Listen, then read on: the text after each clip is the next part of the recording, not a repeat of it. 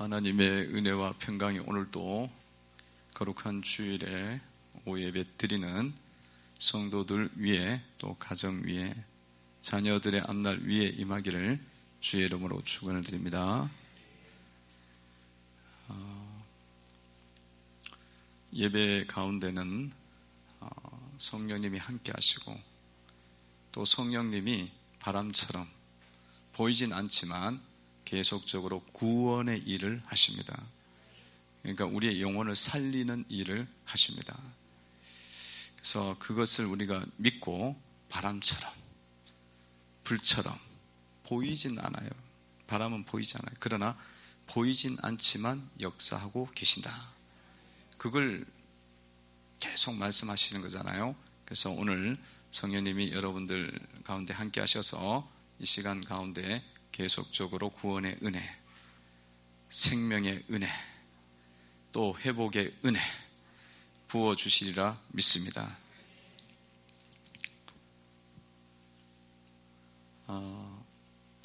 수냄 여인이 나오죠. 그러니까 수냄 여인, 지난주에 우리가 봤던 것처럼 그 생명의 태의 문이 닫혀 있던 사람인데, 하나님께 큰 헌신 하면서 생명의 이 역사, 태의 문이 열리는 역사가 일어나는 것을 보았습니다. 그래서 여러분들 속에 이런 큰 믿음과 결단에 있을 때에 여러분들 삶에 막혔던 것들이 열릴 수 있다. 그 기적의 역사가 여러분의 삶의 현장 속에 일어나기를 바랍니다. 생명이 막혔는데 열린다. 죽어 있는 게 열리고, 이런 역사가 이 수냄 여인에게 일어났어요. 그런데 이제 수냄 여인이 정말 자녀가 태어났고, 아들이 태어났는데 그 아이가 자라다가 또 죽는 사건이 일어났습니다. 아이가 갑자기 이제 머리 아프다 그러더니만 죽게 됐어요. 20절에 보니까 그렇게 나와 있죠. 20절 한번 읽어봅니다. 시작. 곧 어머니에게로 데려갔더니 낮까지 어머니의 무릎에 앉아있다가 죽은지라. 어린 아들이 죽어버렸어요. 그게 얼마나 이 여인의 입장에서는 너무 큰 사건입니다. 충격적 사건이에요. 아들이 멀쩡히 잘 살았단 말이야. 어제까지만 해도 뛰어다니고 걸어다니고 말을 하던 아들인데 죽었어요. 그리고 그 아들은 또 하나님이 또 축복으로 주신 아들이야. 선물로 주신 아들이거든. 그런 것인데 그게 딱 생명이 앗아지고 죽었단 말이죠. 이게 얼마나 이 여인의 입장에서는 너무 큰 사망의 사건입니다. 이런 사망의 사건들 앞에서 우리가 어떻게 바라봐야 되냐 이거예요. 주님께서 이런 사건을 기록해 주신 것은 우리의 삶의 사망의 사건 앞에서 그거를 거울로 삼으라고 가르쳐 주시는 거예요. 구약의 모든 말씀은 우리의 삶에 뭐가 되느냐면 거울이 되는 거야.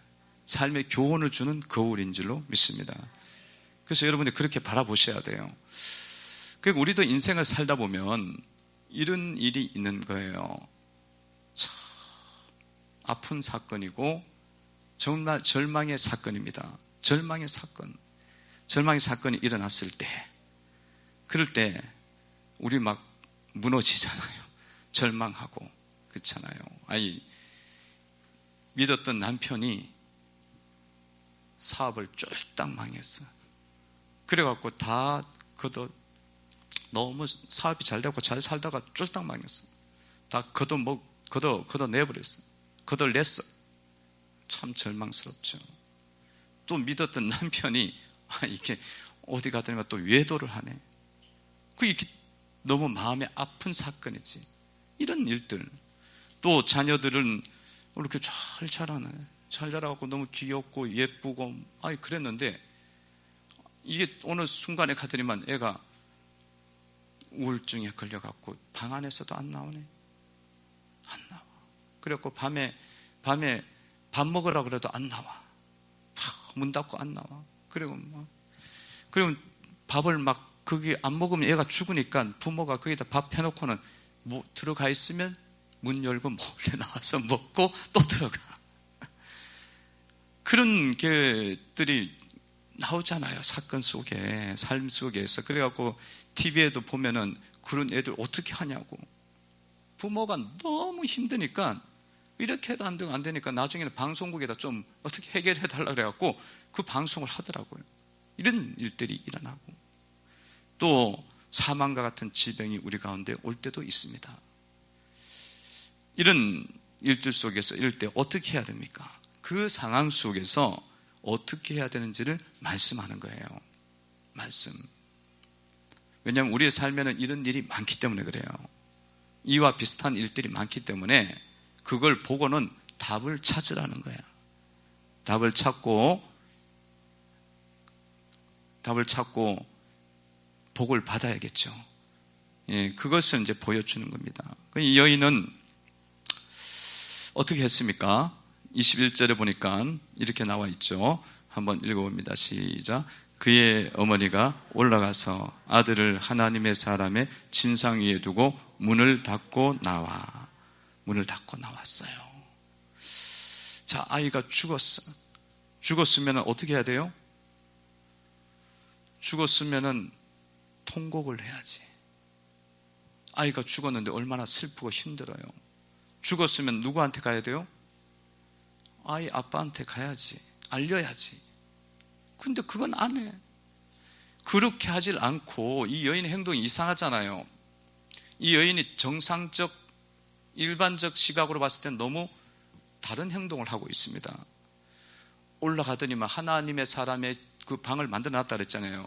그래서 그곳에다가 아이를 두고 문을 닫고는 나와버렸어요. 나와갖고는 엘리사에게로 지금 가고 있습니다. 그러니까 이렇게 이 여인이 행동을 했던 것은 어떤 뜻으로 한 거예요? 어떤 생각을 한 겁니까? 이 여인이 이 절망의 사건, 이 사망의 사건 앞에서 하나님께서 살리실 것이라는 믿음으로 한 거예요. 믿음으로 한 거야. 일반적으로 남편한테 빨리 알려야지. 너무 힘들지만 알리고, 그리고 같이 힘들고 울어야 되는 거예요. 근데 그렇게 하지 않았어요. 알리지 않았어요. 그리고 하나님 사람 앞에 가다 했어요. 믿음으로 한 겁니다. 그러니까 여러분의 삶 속에서도 이런 일들이 일어났을 때, 이런 문제가 있을 때 놀라지 말고, 또 낙심하지 말고, 그리고 또 뭐 어떻게 인간적인 방법으로 바라보지 말고 하나님을 믿는 믿음으로 이 문제를 바라보셔야 됩니다. 여러분 자녀가 막 그렇게 방에 들어가서 안 나와. 우울증이야. 우울증 심해지면 조현병까지, 정신병까지 와. 그럼 이상하게 막 귀신 들린 것처럼 행동하고, 이게 깊어져요. 갈수록 깊어진다고. 그런 일들이며, 삶 속에서 막 이런 망하는 사건들, 사업이 망하고 물질이 다 떨어져 나가고, 이런 저런 사건이 있을 때에 여러분들은 믿음 없는 자와 같이 되지 말고 믿음의 시각으로 이 일을 바라보아야 된다는 거예요. 하나님을 믿으면서 바라보시라. 하나님께서 여실 것을 믿어야 되는 줄로 믿습니다. 이 믿음의 시각으로 이제 바라보는 것을 지금 이 사건을 통해서 가르쳐 주시는 거예요. 이게 믿기가 힘든 사건이거든.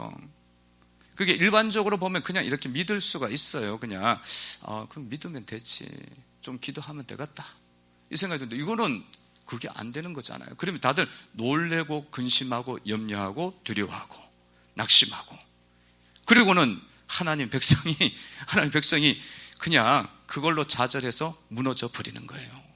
이 사건을 보여준 이 여인을 통해서 하나님에 대한 믿음을 가져야 된다.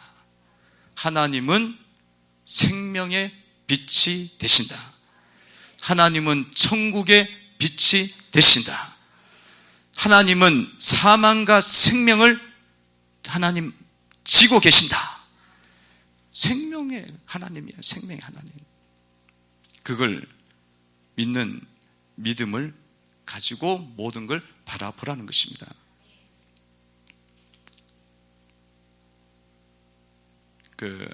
제가 아침에 모태무당 이야기 했잖아요. 모태무당. 모태신앙이 아니고 모태무당. 성도 여러분들 중에서 어머니 때부터 믿은 사람은 모태신앙이라고 그랬잖아요. 근데 이 무당은 집안이 다 내력이 무속인이야, 집안이요. 근데 26년 동안 그 일을 하고, 점치는 일을 하고, 그러다가 거기 귀신에게 이제 기도를 이렇게 하고 있는데 보니까 그 산 있는 쪽에 교회가 하나 보이더래요. 그래서 그 교회를 두고 저주를 하는 거예요. 무당들은 저주해요. 이 교회 십자가 보고 저주합니다. 그게 막 귀신 힘으로 저주하죠. 그 시험에 들게 해달라고 저주하고, 어둠의 영이 둘러싸게 해달라고 저주하고, 죄짓게 해달라고 저주하고, 그렇게 하는 거예요. 그렇게 하는데 그날 딱 하는데 십자가 불빛이 딱 비치는데 그 십자가가 살아서 움직이더라는 거예요. 그리고 그 십자가를 바라보는데 자기 마음속에 염려와 근심과 어둠이 물러가더라는 거예요. 너무 놀란 거예요, 이 사람이. 자기는 귀신을 섬기면서도, 귀신은 섬기면서도 자기가 그냥 이것 좀 벗어났으면 좋겠다 생각했는데, 그 십자가 바라보면서 그게 딱 해결되니까 이 사람이 충격을 굉장히 먹은 거예요. 그러면서 이제 예수님을 믿게 돼요. 가정이 거쳐갖고 예수님을 믿게 되는데, 그 가정도 참 신비하게 하나님이 인도해 주시죠. 어떻게 인도해 주시냐면, 자기가 이제 그래서 예수님을 믿어야겠다 생각하고 믿음을 가져야지. 그런데 또 신전이 있고 신당이 있고 있잖아요. 그래 어느 날 이렇게 우연히 기독교 방송을 듣게 돼요. 듣게 되면서 이제 목사님이 전화를 받는 거야. 상담해 주는 그런 거예요. 실시간 상담. 근데 이게 이제 통화가 되기가 힘들어요. 왜냐하면 여러 곳에 전화 오니까. 그래서 전화를 하면서, 전화가 만약에 이게 딱 통하게 되면 하나님이 나를 인도하시는가 보다, 그렇게 이제 믿었다는 거야. 딱 전화를 했더니만 그게 이제 중간에 받는 사람이 있잖아요. 받는 사람이 자기가 무속인이라 그러니까 그 사람들이 못 알아들어. 왜냐면 무속인이 전화 걸 때가 아니거든. 그래서 자기가 그래서 못 알아듣는 것 같아갖고 무당이라고 그랬더니만 거기에서 이제 답이 온 거예요. 절대로 전화 끊지 말고 꼭 통화하시라고. 그래갖고 이제 목사님 연결됐어요. 그러면서 목사님이 무속인이라 그러니까 예수님 영접시켜야 하잖아요. 그래서 예수님 영접 기도를 따라해라. 이거 따라하면 됩니다. 그래서 따라하게 돼요. 주 예수님, 나는 주님을 믿고 싶습니다. 따라해 보세요. 주 예수님, 나는 주님을 믿고 싶습니다. 지금 내 마음의 문을 열고 예수님을 나의 구주, 나의 하나님으로 영접합니다. 지금 내 죄를 용서하여 주옵시고 십자가로 내 죄를 지워 주옵소서. 영생을 주시니 감사합니다. 예수님의 이름으로 기도합니다. 할렐루야. 그렇게 따라하려고 한 거예요. 자기 영접 기도인지도 뭔지도 모르고 따라. 그래갖고 예수님이 영접이 됐어요. 나중에 보니까 영접 기도가 한 거야. 근데 이분이 이제 그렇게 믿으면서 가는데, 이분은 점을 치던 분이니까 그걸로 인해서 돈이 굉장히 많이 들어오는 사람이었어요. 근데 이제 그것 예수님 영접하고 귀신이 떠나잖아요.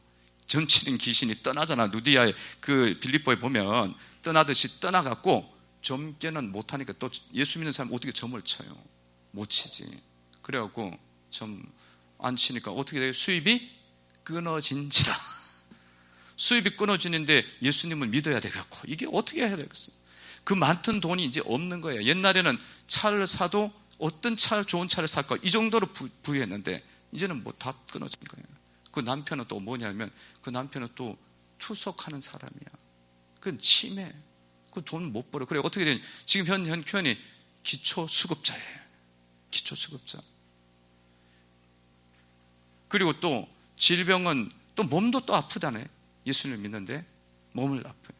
그전에는 어떤 병에 걸렸냐면은 병원에 가도 병명이 안 나오게 아픈 거야. 귀신병이니까, 무병이니까. 그런데 병원에 갔더니만 이번에는 그래도 아프긴 아파. 근데 그 병이 내가 보면 큰 병이에요. 루푸스 병이고 또 무슨 병이고 그래요. 큰 병인데도 하나님께 감사하더래. 왜 감사하냐 그랬더니만, 그전에는 질병의 이름도 모르고 아팠는데 지금은 병명이라도 아니까 감사하더래. 병명이라도 아니까 감사하더래. 근데 그렇게 힘든데도 주님을 붙잡고 가는 거예요.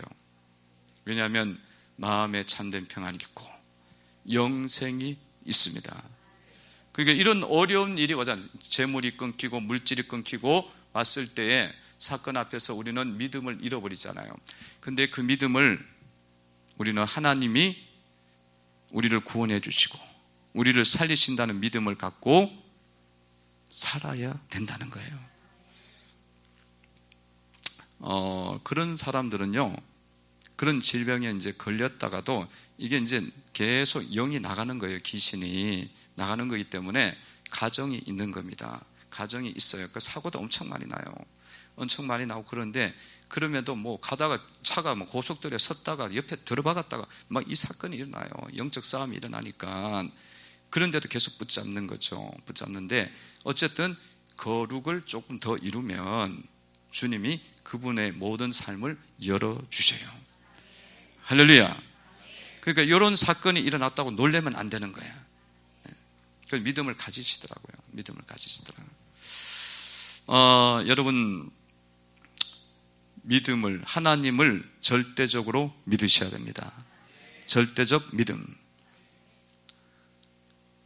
그리고 이 여인은 이 일들을 앞에 두고 참 잘한 게 있어요. 믿음도 있었지만 정확한 판단력을 갖고 있었습니다. 이 판단력은 중요해요. 여러분이 믿음의 삶을 살아가는데 진짜 중요한 겁니다. 22절을 보면 이렇게 나와 있어요. 한번 22절 한번 읽어봅니다. 시작. 그 남편을 불러 이르되 청하건대 사한 한 명과 나귀 한 마리를 내게로 보내소서. 내가 하나님의 사람에게로 달려갔다가 돌아오리이다 하니. 이 일을 두고, 이 사건을 앞에 두고 이 여인이 남편에게 그 자초지종을 이야기를 안 했어요. 왜 안 했습니까? 이야기를 하면은 남편이 이건 아니야, 안 된다고 이야기할 거죠. 지금도 아무 말을 안 했는데도 남편이 무슨 이야기를 해요? 지금이 무슨 주일도 아니고 안식일도 아니고 뭐 가야 될 때가 아닌데 왜 자꾸 가려고 그러냐고 그렇게 이야기를 하잖아요. 그렇게 붙잡고 늘어지면 어떻게 돼요? 이게 시행이 안 되는 거예요. 시행이 안 되는 거지. 23절에 보면 남편이 그렇게 나와 있죠. 읽어봅니다. 시작. 그 남편이 이르되 초하루도 아니요 안식일도 아니거든 그대가 오늘 어찌하여 그에게 나아가자 하느냐 하는지라. 여인이 이르되 평안을 비나이다 하니라. 아멘.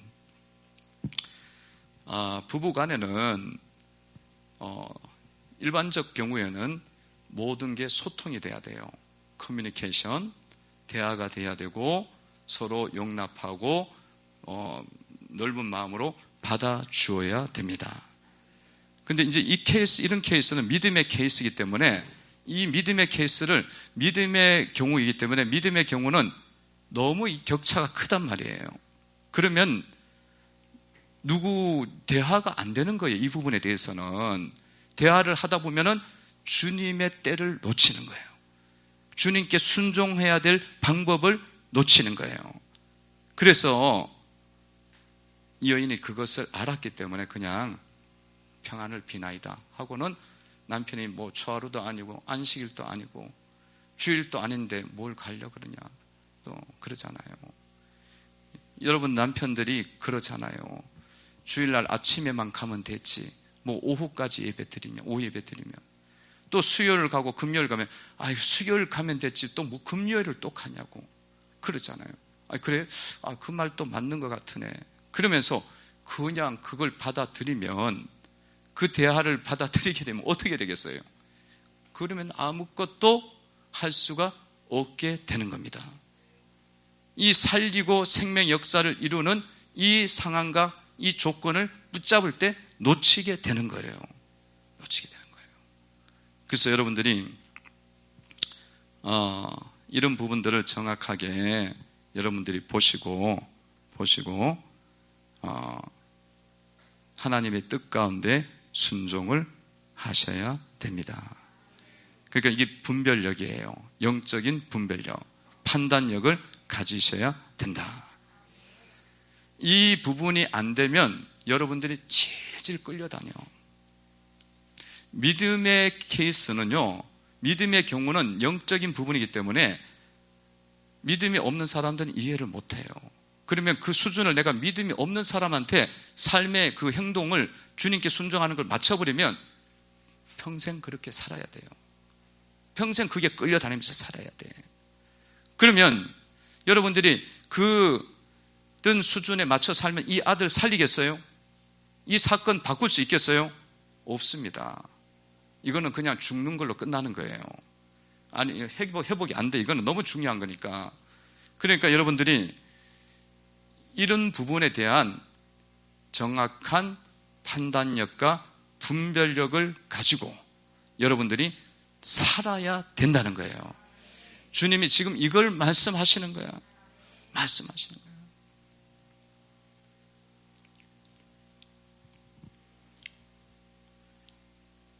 깨어 있으시길 바랍니다. 깨어 있으셔야 돼.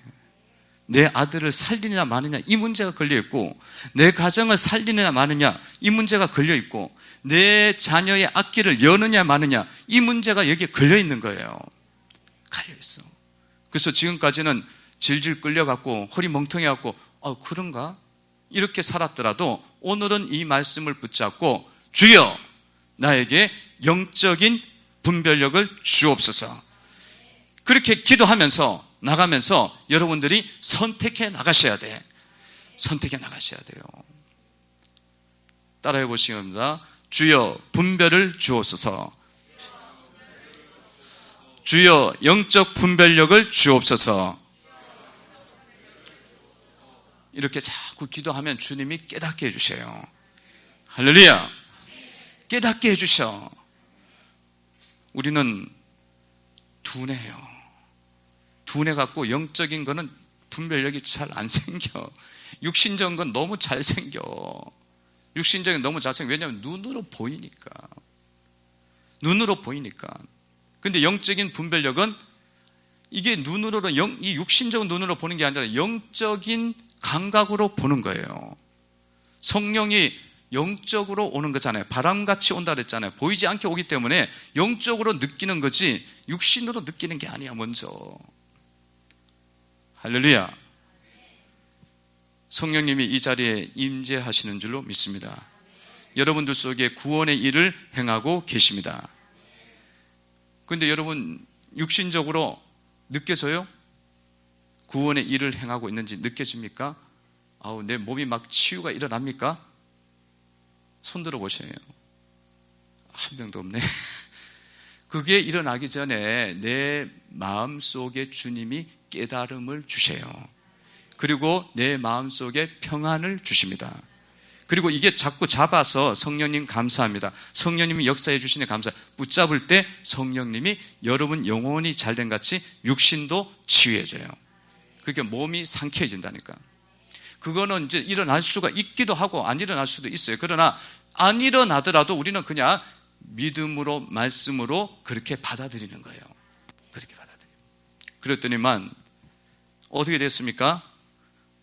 아들을 안고 떠나가니라.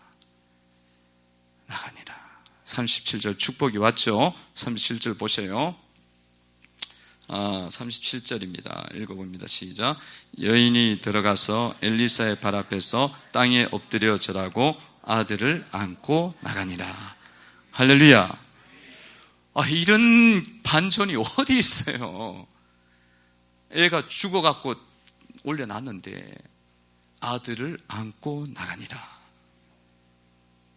여러분 인생 속에 여러분의 자녀를 안고 손잡고 평생 주님의 뜻을 붙잡고 주님의 뜻을 바라보면서 달려나가고 순종해 나가는 인생이 되어야 되지 않겠어요? 그럼 내 아들 어디 갔어? 내 아들이 어디 있는지도 몰라. 그래갖고 주님 뜻하고 쫓아가야 되는데 나만 쫓아가고 있네. 아들은 안고 가줘야지. 아들하고 손잡고 가야지. 어깨동무하고 가야지. 남편 어디 갔어? 남편 없어. 남편 저기 찌그러져서 있는 거야. 왜냐하면 내가 그 사건 때마다 믿음으로 반응하지 않았기 때문에 남편 찌그러져 있는 거예요. 물질 어디 갔어? 사역이 어디 갔어? 사역이 죽어 있다니까. 왜냐하면 이 사건 속에 믿음으로 반응하지 않으면 사역이 죽어요.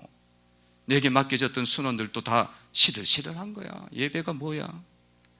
내게 맡겨져 있는 여전대 회원들, 내게 맡겨져 있는 순원들, 내가 직분자로서 성도들 위해서 그 그룹 안에서 기도하는 그 범위들 살아나질 않는다니까.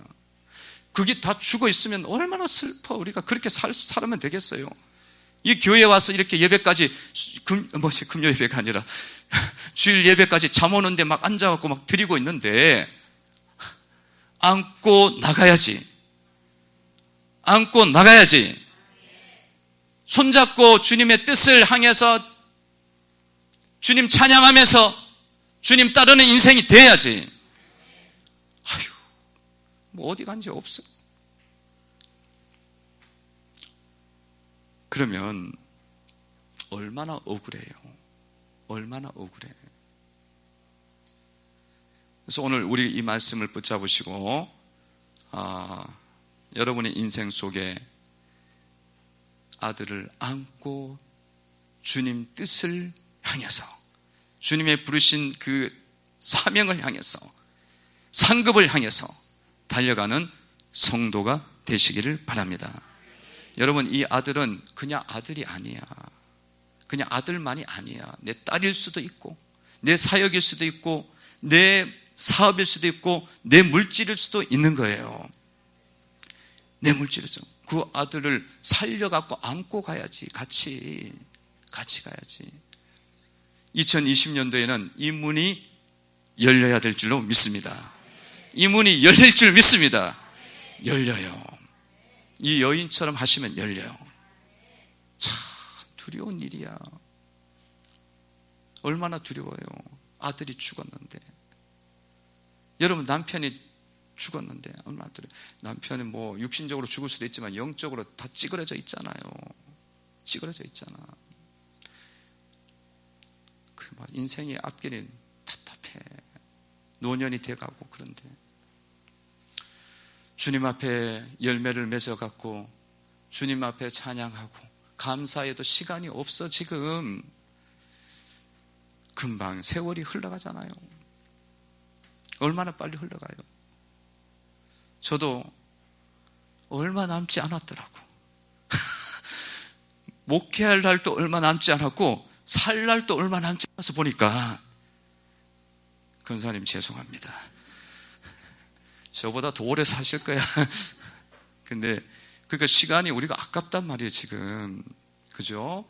그러니까 이제 올 2020년도 한 해는 이루어질 줄로 믿습니다. 새 역사를 이루는 한 해가 되리라 믿습니다. 교회 2020 비전 해놨잖아요. 그렇기 때문에 2020년은 특별한 한 해예요. 특별한 한 해. 이 1년은 지금까지 걸어왔던 15년의 목보다 더 큰 한 해가 될 줄로 믿습니다. 한 해도 여보 하도 좋으니까 웃기라고 지금 말이 헛나오는 거야. 한 해도 그냥 10년의 한 해가 10년이 한 해일 수도 있고 한 해도 20년이 될 수도 있어요. 20년이 일어날 일들 1년에 한 달에 일어날 수도 있는 거예요. 기도드리겠습니다.